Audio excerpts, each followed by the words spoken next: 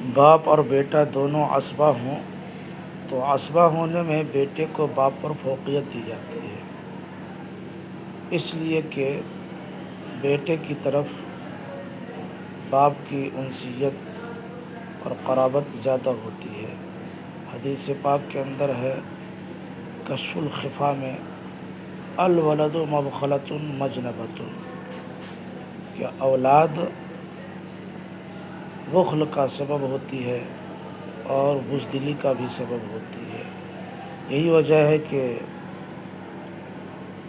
اولاد کی وجہ سے آدمی مال خرچ کرنے میں بخل کرتا ہے، اور اولاد ہی کی وجہ سے دشمنوں سے مقابلہ کرنے میں آدمی شرم محسوس کرتا ہے، عار محسوس کرتا ہے اور بزدلی کا سامنا کرتا ہے۔